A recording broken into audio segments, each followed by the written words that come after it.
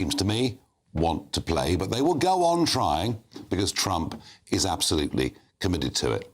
And then what you've got are a series of European countries, predominantly European Union, and us, well, increasingly with Starmer half in, half out, desperately seeking relevance. And that, I think, is what that press conference was all about in Paris just now. But there is one point of significance from a British perspective that comes through, and that is the absolute commitment of the British Prime Minister to put British troops into the field in Ukraine in the event of peace. So, following that Coalition of the Willing press conference, I'm joined in the studio by Sir Ronald Jayawardena, former Conservative MP and Minister, and Joe Phillips, journalist and former press sec to Paddy Ashdown. Ronald, you were saying earlier that if we really did have to put an army into Ukraine, we haven't really got one. Yes, that's the sad thing. You know, clearly we don't want to see aggression in Europe. We don't want Russia to take over more territory. We certainly don't want them to attack our NATO allies in Eastern Europe. But we don't have the manpower anymore because, sadly, under successive governments, our army has dwindled in size. And so the concern here is that if Britain and France are asked to stump up that manpower and no one else comes to the table, then that's going to suck up a large part of our deployable resource. We've got to think about the British national interest as well. And if there was a conflict, take the Falklands or wherever, we wouldn't have the manpower available. But noticeable. It was just the French and British committing troops.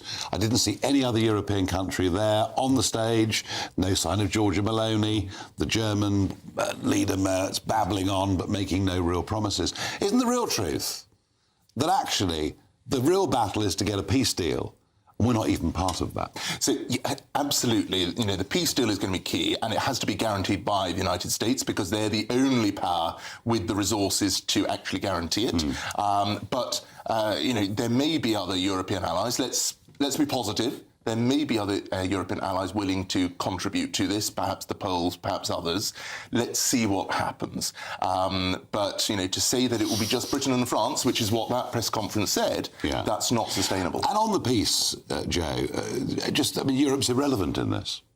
Well, it is and it isn't. I mean, we have got a lot more to lose than the Americans have. I have to say, I thought Steve Witkoff, who we heard just at the end there, who's Trump's special envoy, was much more fulsome and conciliatory, if you like, towards Europe than perhaps Trump has been in the past. He was being polite. Well, he might well have been being polite, but, you know, politeness goes quite a long way, Nigel, and it's one thing that actually Donald Trump seems to fail in at every possible He's quite blunt, that's true. Yeah, and I think, you know, that's why people in this country tend not to like him. We actually put quite a lot of store by good manners. But I do think, and I take absolutely what you and Ronald say about, you know, the lack of troop capability, but we are talking about troops on the ground or boots on the ground in the event of a peace deal. So this would be much more of a peacekeeping or monitoring force, if you like, than a fighting force. But we can't just sit back and do nothing. And I think, you know, you can argue that, I don't know whether Meloni was actually there, but just not on the podium. You know, oh, no, come on. If Italy had committed troops, she would have been there on the podium. Well, she may come on later, who knows? But I'll have a bet she doesn't. Okay. But, you know, maybe she fell asleep listening to Chancellor Merz, who knows? Well, we did. But I do think, you know, there is a point where America has, to a certain extent, called Europe's bluff. Trump, but he's not the first US president to do that, saying you've got to step up, guys, you can't rely on us. Well, we have then got to step up.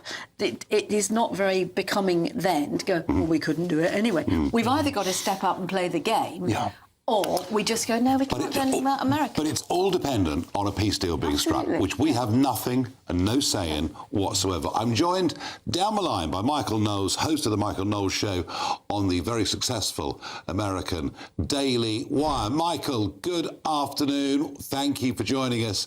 You know, Trump in the campaign, running up to November 25, I can settle the Ukraine war in 24 hours, and whilst no one took him absolutely literally, I don't doubt for a minute that his son-in-law Jared Kushner, his special envoy Witkoff, I mean, they are trying like crazy to negotiate a peace deal that both sides can sign. But does it feel like it's getting any closer to you? Well, the problem in war is that your opponent has a say. And so, you know, I think one thing that Vladimir Putin and Zelensky and Trump all agree on is that the war in Ukraine would not have started had President Trump remained president after the 2020 election. I agree but with we that, are where yeah. we are. You know, you go to war with the army you have, and you play the hand that you're dealt, and any other number of metaphors that we can mix. And so the problem is, I agree with you, Nigel. I don't think Putin really has any interest in a peace right now. And so you can see other moves being made on the chessboard. And frankly, President Trump's action in Venezuela, which was extraordinarily efficient and I think successful, in many ways, that's probably doing more to weaken Vladimir Putin's hand than some of the negotiations we've seen for years now. Well, I hope that's right. I hope that what Trump did has weakened Putin's hand. And of course, there was a Chinese delegation in Caracas when it happened. So we'll see how that plays. But I want to ask you this question. It's very, very interesting. Let's have a look at what Trump said the day after Maduro was taken away as president about the future of the running of Venezuela. Not ready yet. Okay, they're just getting it ready for me. Michael, the president said, we will run Venezuela. We will run Venezuela. Okay, and that's fine.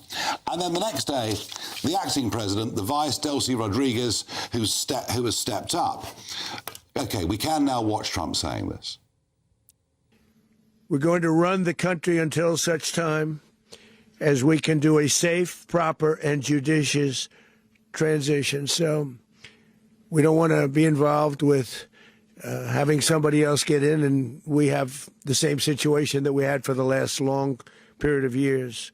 So we are going to run the country until such time as we can do a safe, proper, and judicious transition. So dead simple, we are going to run the country. Dead simple. But then we get this from acting president Delcy Rodriguez.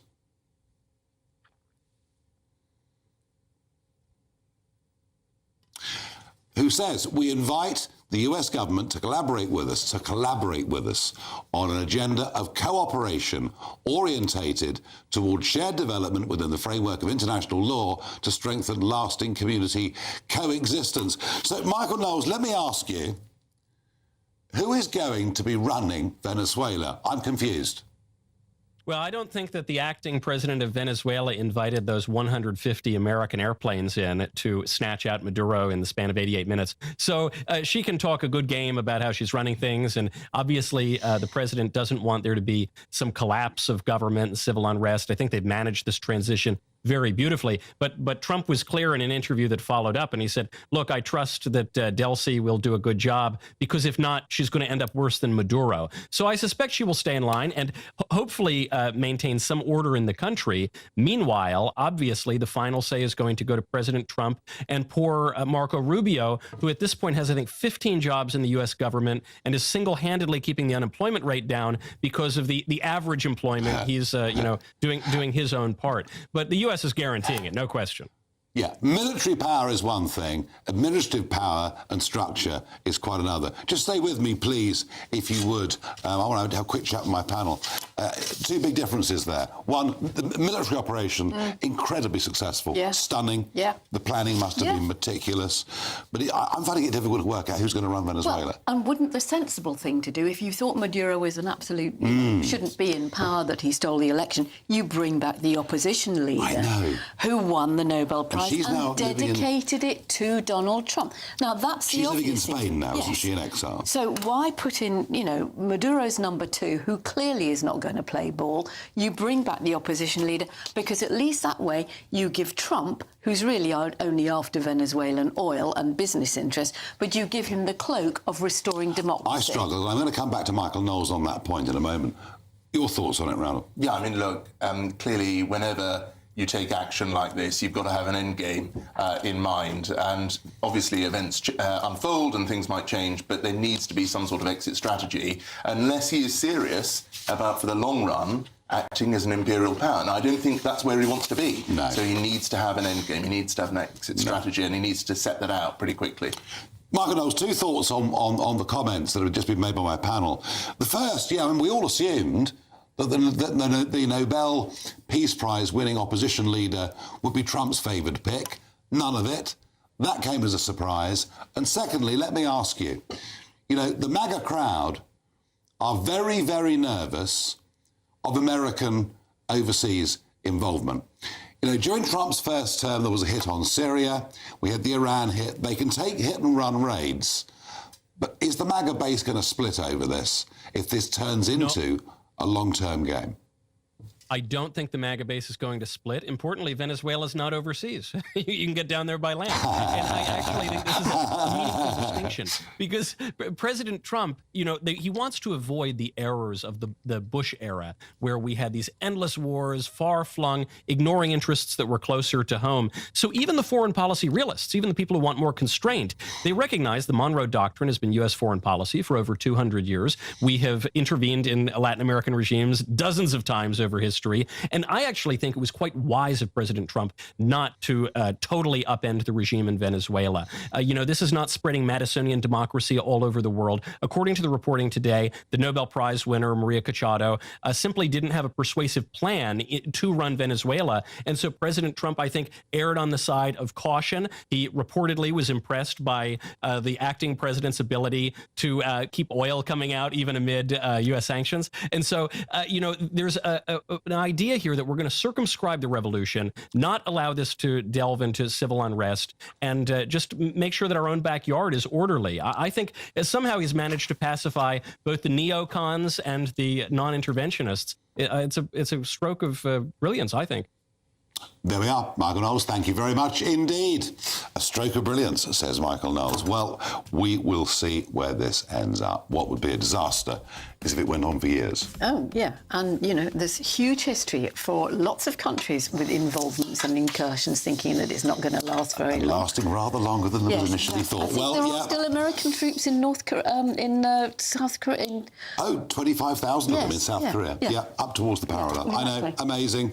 In a moment, we will ask why hundreds of millions of pounds of UK taxpayers' money are going to be spent buying brand new council housing for those that cross the channel in small dinghies. No, really, it's going to happen.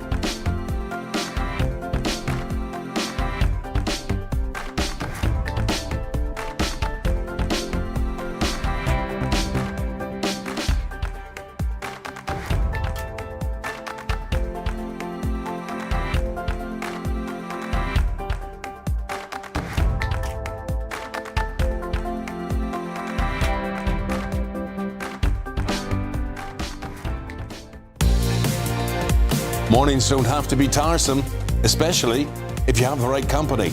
Wake up to news as it happens, opinion and debate, and of course, a little bit of entertainment too. Because when the kettle's on, we're on.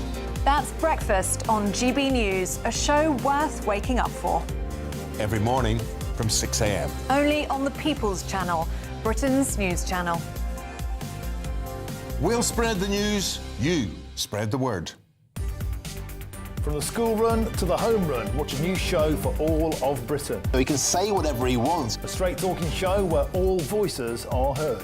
And, you know, when are we going to stop talking about smashing the gangs and actually do it? With the stories that matter from every part of our country. There's a bit of a crash landing there for your Chancellor. Bold, fearless and standing up for you. That's me, Martin Daubney, 3 p.m. till 6 p.m, weekdays, here only on GB News. The People's Channel, Britain's news channel. Westminster's full of talk, but out here, it's the real world. Am I allowed to talk now? No, that's it. This is where it matters, real people and real lives. That's what politics is all about. The fact that Trump made a good start, no. Straight answers, no spin, and just a couple of pints. How many fingers have I got up? About 10. So join me for Lee Anderson's Real World every Friday at 7 p.m. only on GB News. The People's Channel, Britain's news channel.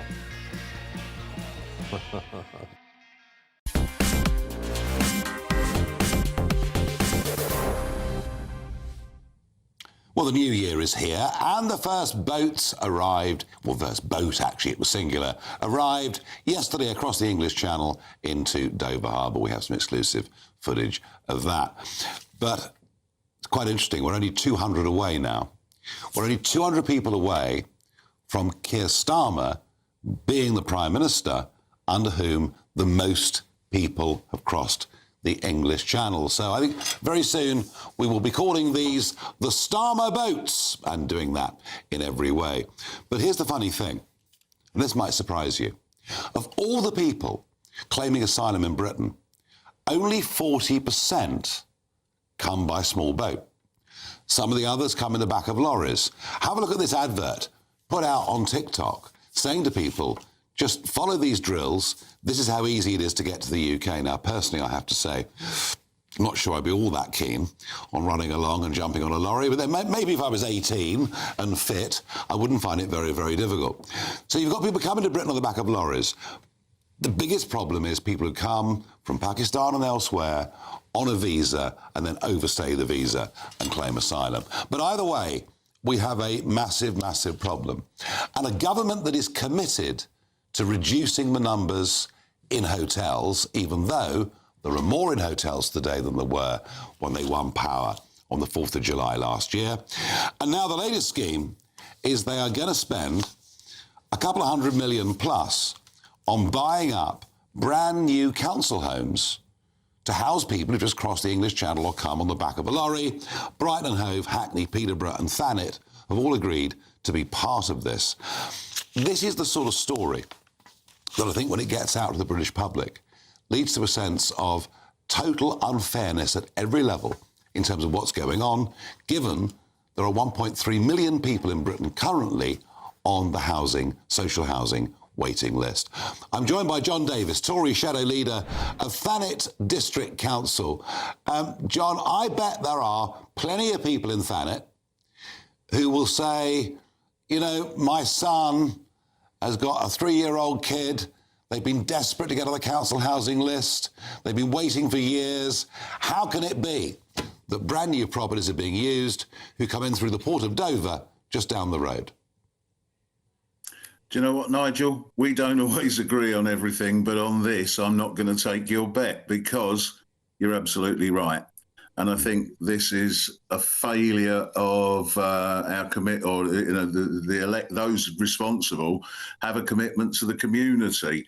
And whilst Thanet has some very real, unique issues, and you know our area fairly well, Nigel, obviously. Yeah. And as you know, it's a physical peninsula. There is a limit, and this is the point. And this is not Little Britain talk. There is a physical limit. We also have a population density per square metre, per hectare, however you choose to look at it, that is way in excess of any other part of the country. We are already fighting the decimation of our green food production land because of the failings of the lunacy of local plan targets that bear no relation to the reality of it. Yeah. In addition to that, yes, some of us have supported Thanet's initiatives to vastly enhance our social housing provision, because given the deprivation in the area caused by left-wing policies that are resisting inward investment, I can tell you about many people, but I'm going off track here, Nigel, and I'm sorry. I mean, why are the Labour Council accepting this? Is it because they feel they simply have no choice? No, I think it's because they're as good as they believe that this is a meaningful gesture. Now, to many of us, it's nothing more than virtue signalling, and it's absolutely, as you say, a slap in the face to our veterans. I was talking to a media connection only within the last 2 hours who told me of a veteran that he's come across in the last 2 days living in a tent, another one sleeping in his car. It's just not acceptable. And whilst, we have a duty to people, and trust me, I stand for caring and compassionate conservatism, and so do the majority of my colleagues. And we do not want to see anybody disadvantaged. No, but at what point does charity not begin at home? And when we can solve our own problems, then I think we need to be perhaps. But as I say, also, why are we giving people wait years, as you've rightly said, on the housing lists? We all have family. I am a local Phoenician and, have been here all of my life. We have family. Some have done better than others and some are looking for, to establish a secure roof over their head. And it's just not there. And yet we can find millions of pounds to throw into a pot. John, I think you sum up an argument that is a majority view in this country, but both, we must remember, not just this, but the previous government are having trouble housing this number of people. John Davis, Shadow Leader of Thanet District Council, thank you for joining me down the line. And Joe, it just feels wrong at every level. The alternative is either you have people in hotels. Yes. Or you have them in houses of multiple occupancy, which these flats will be. Thanet is an area that you and I know both know very well. And Thanet, one of its problems is that, historically, decades ago, that a lot of the London boroughs got rid of their ex-offenders, their drug addicts, their alcoholics, and put them into the hotels that had fallen out of favour, which is why you ended up with the sort of terrible deprivation that John was talking about. I would call him out, actually, on the fact that in the previous administration that he was part of, they were voting, Thanet Council, for building on the green farmland that he now wants to protect. And I think it's important to say that no one is going to be jumping a queue. This is a fund, as far as I understand it, that is set up, and Thanet, along with other councils, Brighton and Hove and the others that you mentioned, have shown an interest in applying for it to renovate or build new housing. But there is nothing in the document that I have seen on the government website that says asylum seekers would get first picks. The other thing we need to point out... Well, I think you'll find the money from central government dependent upon that. Well, the money from central government won't be dependent on the people who are in the local councils, and that's the problem.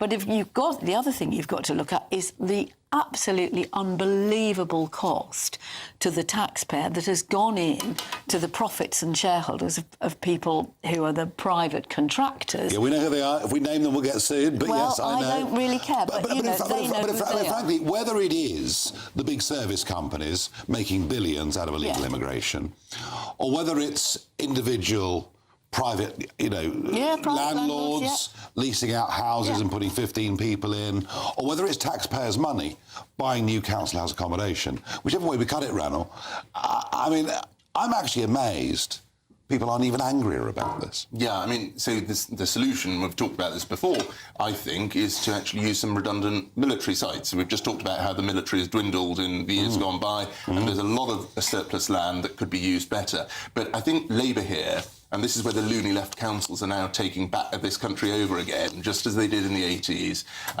The leader of Brighton and Hove has said pretty explicitly that this is about ideology. This is about the private sector not doing it and the council houses being built again. And she says that over time this could replace entirely the need for private contractors. So she just thinks that councils can do this better. But this is £100 million plus to fund just 900 homes. The answer is very simple. None of these people should be in the country at all.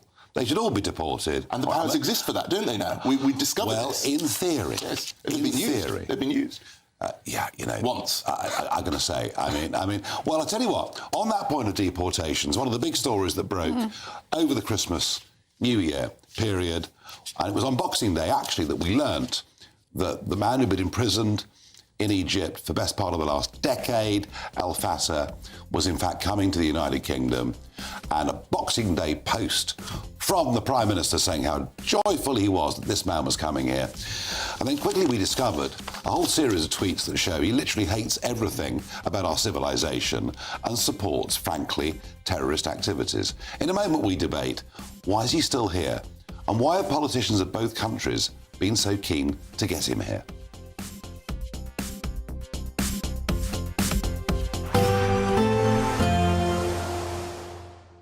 Can't wait to get in that sea. Lovely and warm. Just like the feeling of having great travel insurance. All Clear Travel Insurance sponsors GBNews Travel Destinations Forecast. The cold weather we're experiencing in the UK also affecting Spain at the moment. Warm winds, meanwhile, in Greece, but with some heavy rain ahead of an area of low pressure that is moving through parts of Italy. So wet for Italy, Croatia, much of Greece during Wednesday. Meanwhile, plenty of sunshine for Spain and sunny spells for Portugal, but temperatures well below average on Wednesday, recovering a little later this week. All Clear Travel Insurance sponsors GBNews Travel Destinations Forecast.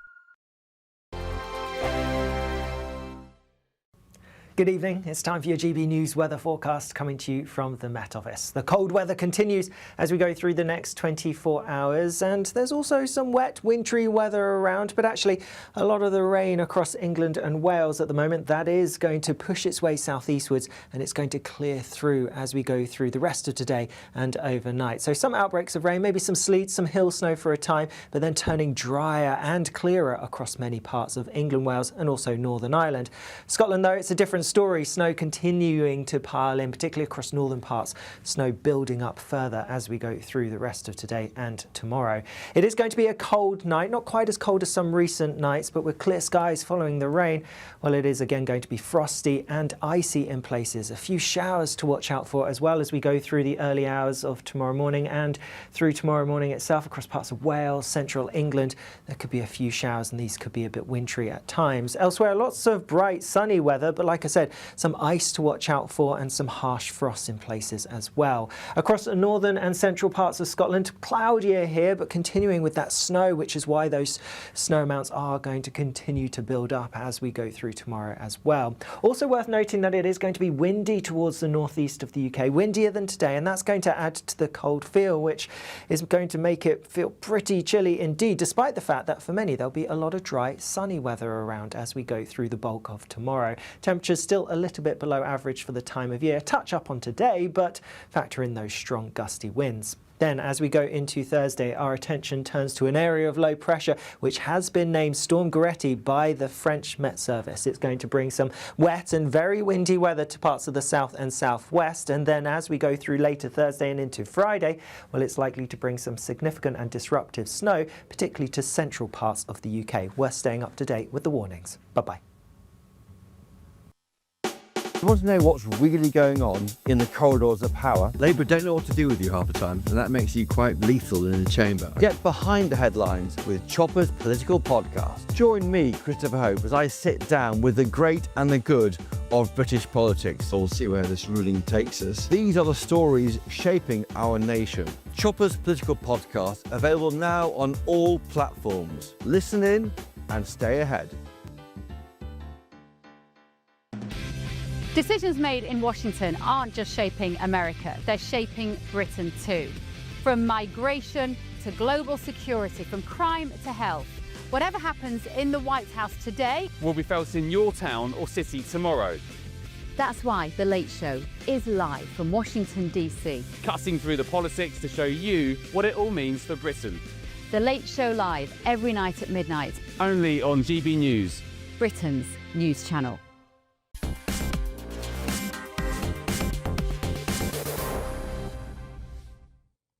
Imagine a human being who calls on social media for all Zionists to be killed, for white people to be killed, for Downing Street to be burnt to the ground, and many other pro-terrorist sentiments. Now, this chap was imprisoned in Egypt some years ago, but he'd been seen to be fighting for democracy. Interestingly, in 2014, he was put up for an award in the European Union and the European Parliament, chaired by a British Labour MEP, refused him the prize on the basis of the appalling things that he'd said. Yet fast forward to a campaign that's been fought for this man called El Fattah, and a Conservative government under Boris Johnson in 2021 grants the man UK citizenship, and then he comes to Britain under a Labour government. The Prime Minister says for he's a jolly good fellow, and then everyone throws their hands up in the air saying, isn't it awful, including the hypocritical shadow Home Secretary Chris Philp, who calls the man a scumbag. There is something completely wrong about the Home Office, the Civil Service, our politicians, that they hadn't done the basic checks that had been done by a British Labour MEP back in 2014. Now, the arguments for him to be deported immediately are quite strong, because he isn't just a citizen of this country, he has citizenship of Egypt as well, making it actually quite easy and far less complicated, say, than the Shabama Mahmood case, to get rid of him. And Section 40 of the British Nationality Act says that somebody who is not conducive to the public good can be gotten rid of. And yet, this was the Home Secretary, the so-called tough Home Secretary, Shabama Mahmood's reaction yesterday. Will the Home Secretary use her powers under Section 40, subsection 2 of the British Nationality Act 1981 to revoke his citizenship and deport him on the basis that he meets the statutory test set out in subsection 2, that he is, quote, not conducive to the public good? The Shadow Home Secretary used to be the Immigration Minister, and he will know that the power to deprive an individual of their citizenship, which was, of course, in this case, granted by the previous government, is used in a very specific way to deal with those who pose the highest harm offenders, particularly serious and organised criminals, and those who pose a threat to national security. And I do not propose to change the basis on which those deprivation powers are used. So he doesn't meet the test of causing or having the potential to cause the highest harm. Killing white people, killing Zionists, killing Jews and burning down Downing Street somehow isn't sufficient.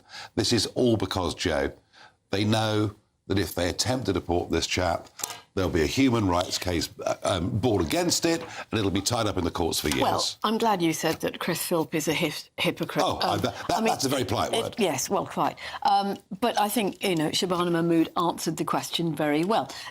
He's not a threat to this country. Those tweets, those tweets came out, 15, 16 years ago. He served 10 years in an Egyptian prison. Mm-hmm. There is absolutely nothing that makes those particular tweets... He could be even more radical now. Well, I don't think he is, and there is nothing to suggest. There are very many questions that should have been asked. Perhaps it was Priti Patel, I believe, who was the Home Secretary, who granted him citizenship, and you would have thought that it might be a sort of a standard thing to have a look through somebody's, social media history, whatever. You do for a basic job interview. Well, yes, up to a point. But I mean, this is a guy who was using social media a lot. He also was a campaigner for democracy, for people in Egypt. So? Well, that doesn't make him a bad person, Nigel. And he was campaigning on behalf of... So wanting to kill white people is quite acceptable? No, that's not what I'm saying. And there is nothing in the world that would defend, that makes any of those tweets defensible. But he has put out other tweets where he's talked about, protecting Egyptian Christians and Jews and things like that. So, in the context, this is not what it was a stream of. It should have been a red flag if somebody had bothered to look. But I don't think there's any reason to deport him or strip him of his citizenship. What benefit to this country is this man going to be? But he's not a threat. What benefit's he going to be? Well, who knows? He's only been back a week. Joe, I have to say, I think you've got the wrong end of the stick on this.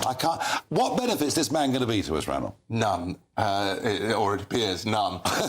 Look, I think the point you rightly made earlier, and it's a point that Rachel Maclean, Baroness Maclean, who was a minister in a former government as well, like me, she said recently, ministers really must do their own homework. Yes, civil servants will put forward submissions, that's fine, but ministers do need to do more work of their own, and that's something I always tried to do. She said that's what she tried to do. But this is a failure of the state at every level. Well, in this case, there was a failure, yes, of the state, but also I think we've got to be straightforward and say, yeah, there's a failure of of ministers as well. And it's we've got both to be honest. governments. Well, that's the point. And that's the point. And it is that thing of curiosity. And time and time again, something happens, somebody says something. If I suddenly said to you, oh, Ronald, I can't stop tonight, my helicopter's just landing on, Westminster Bridge or something like that, you might, out of curiosity, think, well, where's she suddenly got that money from?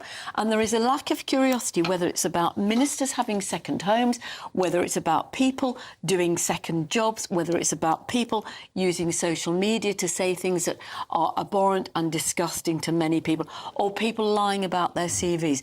And it's that lack of basic curiosity that is sort of like, hang on a minute, what do you mean?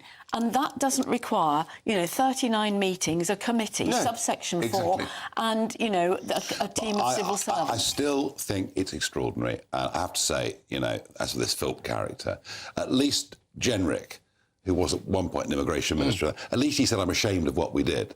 Jenrick carried on as if nothing had happened. I found that absolutely extraordinary. Anyway, he's here. He's not going anywhere.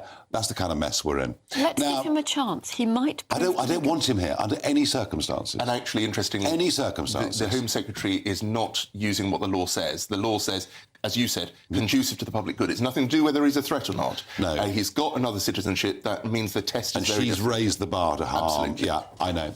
Now, look, in the end, all these debates come down to one thing, and that, of course, is the price of fish.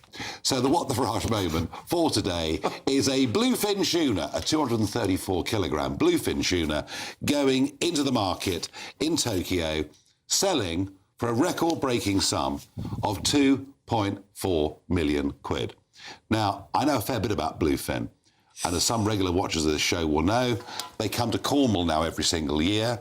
I have managed to catch and release a few myself. I think the reason, Joe, this is so expensive, it's all to do with the marbling. Yes, it's all to do with the fat content. You can look at that and you can see that on your plate, just gently seared with the salad niçoise. I mean, you could eat that virtually. Well, I wouldn't even need to see it. I think, actually, I'd have it sort of sushi'd, sashimi. Well, yeah. Are you a fan of tuna? I love tuna as much as the next man. But, in fact, it was interesting. One customer said, without even dipping it in soy, there's sweetness. And as you say, it's all about the texture. All about the content. Yeah. I mean, it looks like a piece of steak, doesn't it? It does. Looks like it does. It does. Yeah. And, folks, you can buy now in the markets from September, October, November time, you can buy UK caught bluefin tuna. It's, I promise you, not as expensive as the tuna is in the market in Tokyo. 2.4 million. But it's still... What's its weight? Do we know? 234 kilograms, 500 pounds. So, I mean, it's a fair-sized fish. Yeah. But it's a lot of portions, but it's a remarkable sum of money. Now, is there a little bit of good news for our Chagosian friends in that last night some amendments were put down by the Lib Dems in the House of Lords, which passed. Joe will talk about that. But the government are being asked to think again about substantial parts of their Chagos giveaway. We'll be joined in a moment by Misley Mandarin.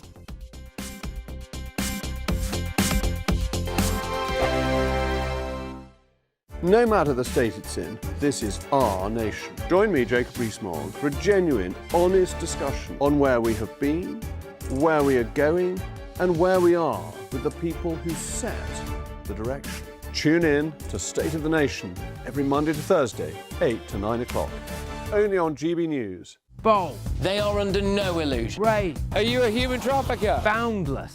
I've had enough of the nonsense, and I'm not afraid to say it. Don't get us on the BBC. Every weeknight, I tear through the headlines. The smell of gasoline. Should we be worried about it? From Westminster madness to cultural war chaos. What I'm going to do now is they are throwing things out the car as we speak. Get ready, Britain. Here we go. Patrick Christie's tonight, weeknights from 9 p.m, only on GB News, Britain's news channel. Hi, I'm Michelle Dewberry, and my show is your opportunity to cut through all the noise and dive in headfirst to some robust debates. Ideas clash. Situation, no, isn't it? No, because the failure is you're deliberately avoiding my point. Nothing's held back. And if you think this is the end of it, wait for more. And we do not shy away from the difficult stuff. Sometimes I want to shake people and say, if only you understood. So join me on Jubes & Co. weeknights at 6 p.m, only on GB News, Britain's news channel. Mornings don't have to be tiresome, especially if you have the right company. Wake up to news as it happens, opinion and debate, and of course, a little bit of entertainment too. Because when the kettle's on, we're on. That's Breakfast on GB News, a show worth waking up for. Every morning from 6 a.m. Only on the People's Channel, Britain's news channel. We'll spread the news, you spread the word. From the school run to the home run, watch a new show for all of Britain. So he can say whatever he wants. A straight talking show where all voices are heard. And, you know, when are we going to stop talking about smashing the gangs and actually do it? With the stories that matter from every part of our country. There's a bit of a crash landing there for your Chancellor. Bold, fearless and standing up for you. That's me, Martin Daubney, 3 p.m. till 6 p.m, weekdays, here only on GB News. The People's Channel, Britain's news channel. Britain was once the envy of the world. But look around. A nation that no longer knows what it is or where it's going. A country that's broken. How do we fix Britain? How do we bring it back? Friday night with Matt Goodwin at 8 p.m, only on GB News. Britain deserves a newsroom that puts the facts and your voice first. Well, and that's what you get on GB News. Lively debates, lively conversation. And we're not afraid to hold power to account. And each other. So join me, Andrew Pearce. And me, Miriam Cates, for Britain's Newsroom, weekdays from 9:30 on GB News.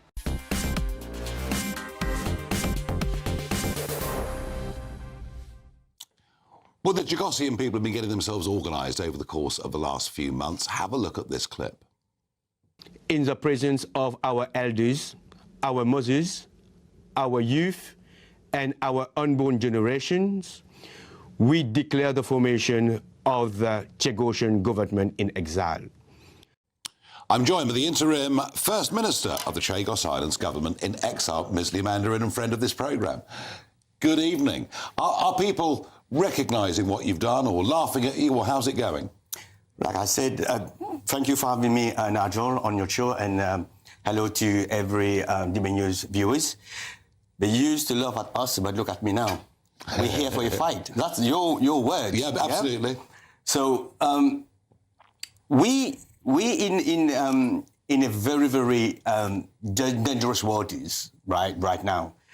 Even we got a very good night yesterday in the House of Lords. Yep. But we can't be complacent.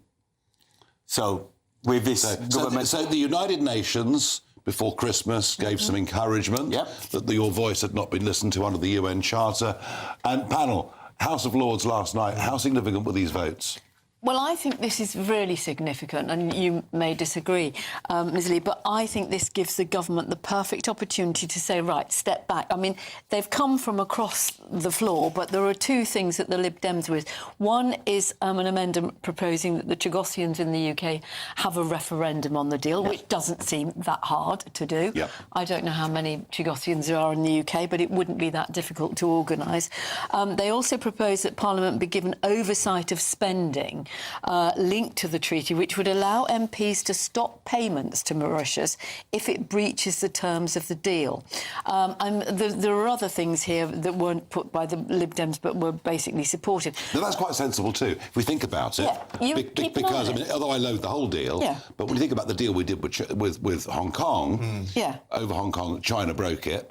If Mauritius was to break the deal, this would give us the right to do something. And one of the amendments was that payments to Mauritius should stop if Diego Garcia could no longer be used. And that's not compatible with the treaty that this government signed up to. It's a blank cheque that they've signed at the moment, and that's why the former chief of the Defence Staff really pushed this case. And, you know, there was cross-party agreement on this. I think Arlene Foster actually put forward, the former DUP, First Minister of Northern Ireland, put forward an even stronger referendum approach. That sadly wasn't voted for by some peers, but, you know, there's a big shift there. And, you know, even in the House of Lords, where there were Labour loyalists, even some of those people are thinking, is this really right? You've seen these games from the inside of, I say games, parliamentary ping-pong that goes tactics, on. Nigel, tactics. Well, whichever way you want to put it, but I think our audience are a bit more cynical. Significance of this, in your view? Well, I think the significance here is that Labour thought that they were going to be able to shove this through first thing this year, before the court can report its own judgment, its own findings. They thought it was going to be done and dusted. They thought that they were going to find a House of Lords that was half empty, that people weren't going to return from their Christmas holidays in time.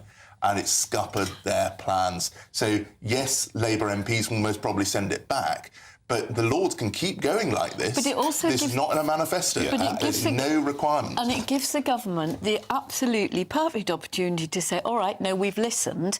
Which they won't do. I mean, that's the thing. Is this the hill they want to die on? No, they've got too many others. far more important things. Quite, exactly. But they will still proceed. But these are really good, sensible referenda. No, it is interesting. And Ms. Lee, what the United Nations said was this has been done without consultation with your people. And we understand, that the UN actually was all about national self-determination from day one. If there was, let's say there was a referendum, how would we define in this country who is Chagosian, who is not, and how many of them would take part, do you think, in this referendum? So it would be about, in this country, about 4,000 to 5,000. But the simple things, Chagosian or British. So the descendant have to apply to get a British citizen, right? So you would have you've got your own special passports, effectively. So basically, yes. So we got like a certificate say we are British Overseas Territory citizen. Yes. So that will be to show. And that would be the qualification to vote. Exactly. Yes. Yeah. So 4,000 to 5,000 people. Yeah. And how many? Do we know how many Chagosians are living on Mauritius? Very, very little, because it was a massive exodus of Chagosian from Mauritius to relocate to the UK. So I would say less than a few hundreds in Mauritius. And isn't one of the truths of this that perhaps hasn't been talked about very much, that many Chagosians felt ill-treated in Mauritius? Yes.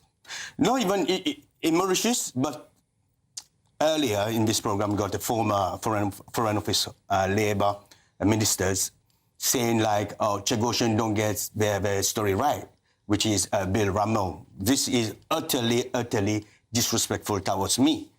One thing I can tell Bill, right? Yeah. One thing is right. We've been forcibly deported from that exodus from our homeland, and we're still suffering.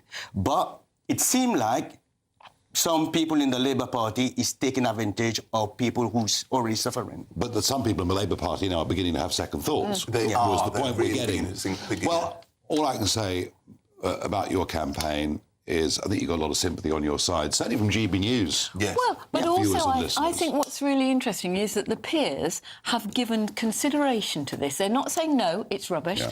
They've gone through some really sensible amendments. And the other thing is about value for money for the British taxpayer. I think that's the political games. Yeah. That, they weren't going to be able to vote this down. So these are the things that they've put forward instead, in the hope that Labour will back down. My worry is that this government will continue to try and press it and force it through the House of Lords when they least expect it. I mean, we understand the way these Chagosian guys and girls have been treated, but that aside, have you ever seen a worse deal, either of you? Yeah, I mean, paying to give something away that you own, that you don't owe them anything for, is absolutely with no checks and balances. Yeah. That Diego Garcia could just end up as a sort of a Hulk like Brighton Pier or something, and we're still paying for it. And we could have Chinese spying. Yeah. Well, that's why Lord Craig was so strong on this fact that it becomes unusable. And not to mention a 200-mile marine park. Yes. All around this archipelago, possibly some of the richest fish anywhere in the world. And I've been saying to Ms. Lee, just imagine if you were able to allow marine tourism to come to the outer islands. Think of the great living. And I think this is the thing, that the government can actually square a circle if they wanted to, or a future government can choose to do so, which is, I think that Chagosians do understand that this military base is going to remain, or I want it to remain. Yeah, I want it to remain. They've accepted there are other islands that can be used. And there's so much we could do. Yeah. Ms. Lee, my panel, thank you. I'm joined by Jacob Rees-Mogg from the studio next door. But I can actually see him and talk to him. We don't need a couple of tins of baked beans and a piece of string. Jacob, what is coming up tonight on State of the Nation? What are we going to be talking about? Well, we've got to talk about this Ukraine proposed peace deal, what the UK involvement will be. I've got Robert Fox joining me, who is the great military expert, will be able to explain all that's going on, and are we going to be recreating the British Army of the Rhine? But I'm also following on from your conversation on Chagos, because basically Starmer hates Britain. So not only is he selling the Chagosians down the river, but he's also selling the whole country down the river by sucking up to Europe and saying once again Europe should make our rules, European judges should decide our rules, and what's more, we should pay for the privilege, a subject I think you might want to listen to as well as all our other viewers. Well, I'll actually be in the car, Jacob, on the way home. I shall listen to absolutely every single word. I promise you. No, I really do. You can ring me up afterwards and test me. I'll be in the studio live at 7 p.m.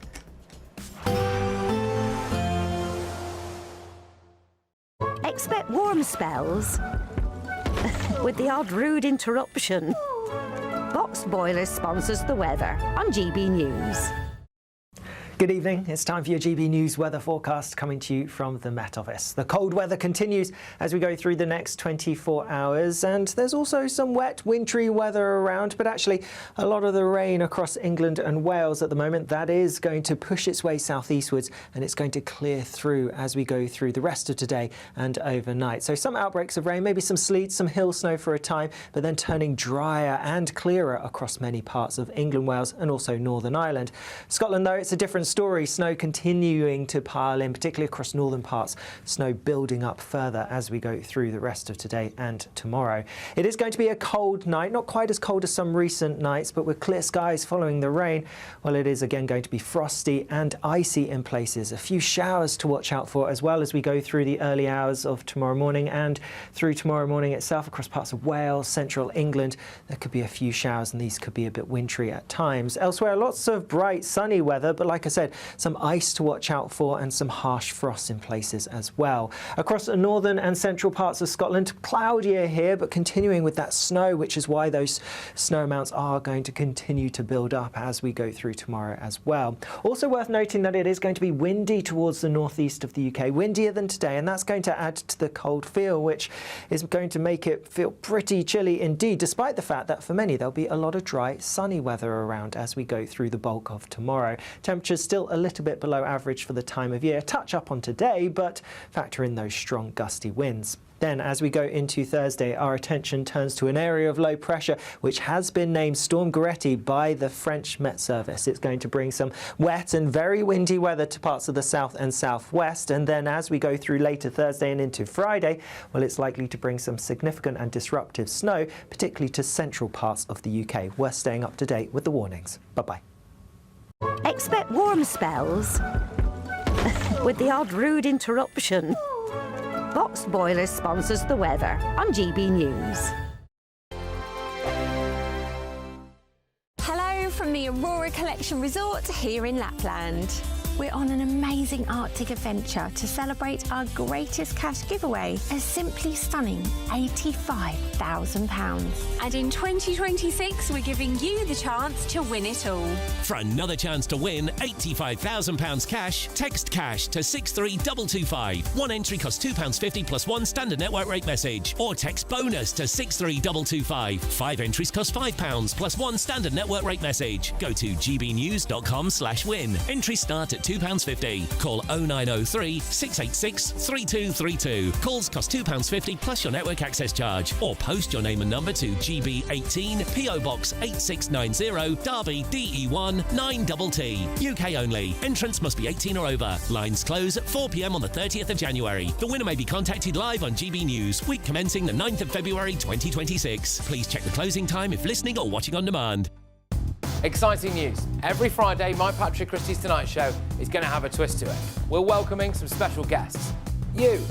That's right, on Fridays I'm going to be doing my show in front of a live studio audience, because this show is about you and what you have to say. It's going to be the same big debates, same big topics, same big opinions, but every Friday night at 9 p.m. you are invited to come on down to Patrick Christie's Tonight to be a part of the action. Only on GB News, the People's Channel, Britain's news channel.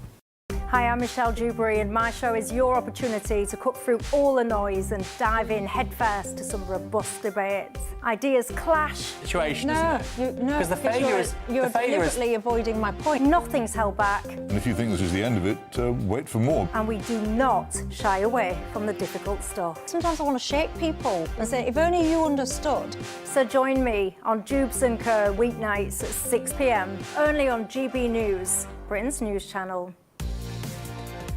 Mornings don't have to be tiresome, especially if you have the right company. Wake up to news as it happens, opinion and debate, and of course, a little bit of entertainment too. Because when the kettle's on, we're on. That's Breakfast on GB News, a show worth waking up for. Every morning from 6 a.m. Only on the People's Channel, Britain's news channel. We'll spread the news, you spread the word. From the school run to the home run, watch a new show for all of Britain. So he can say whatever he wants. A straight talking show where all voices are heard. And, you know, when are we going to stop talking about smashing the gangs and actually do it? With the stories that matter from every part of our country. There's a bit of a crash landing there for your Chancellor. Bold, fearless and standing up for you. That's me, Martin Daubney, 3 p.m. till 6 p.m. weekdays here only on GB News. The People's Channel, Britain's news channel.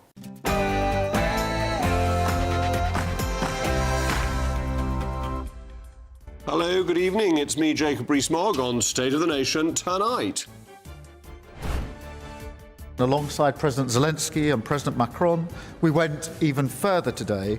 We signed a declaration of intent on the deployment of forces to Ukraine in the event of a peace deal. British armed forces will be deployed on the ground in Ukraine in the event of a ceasefire with Russia. Speaking at a press conference in Paris alongside Emmanuel Macron and Volodymyr Zelensky, Prime Minister Sir Keir Starmer said military hubs will be set up across Ukraine once a peace deal has been reached. But what does this mean for Britain? Also tonight. You have to choose now between Davos or Westminster. The Prime Minister is again proving himself to be a patriot of the world alone, a friend of every country but his own. Today, it's been revealed that new legislation is being drafted to allow the EU to make British law, giving the European blob powers to override our own legislation. When will the Prime Minister admit that he has the interests of every country but Britain at heart? Also tonight. Half of a train driver. Knitting, watching TV, press a couple buttons, 40 bags a year, go on strike whenever he wants. Tube drivers are being advised to pay attention after a pensioner died after being hit by 4 Jubilee Line trains in a row. Tube drivers cost huge amounts of money, always seem to be on strike and are failing to fulfil their most basic duty, to look where they're going. Is it time we caught up with the rest of the world and made tubes driverless? Also tonight, the war on the motorist rages on as the state decrees that over 70s must take more eye tests to be allowed to drive. With statistics clearly showing that older people are more careful on the road and less prone to accidents than young drivers, is this another example of the state wanting to take away your freedom to drive yourself around? State of the Nation starts now.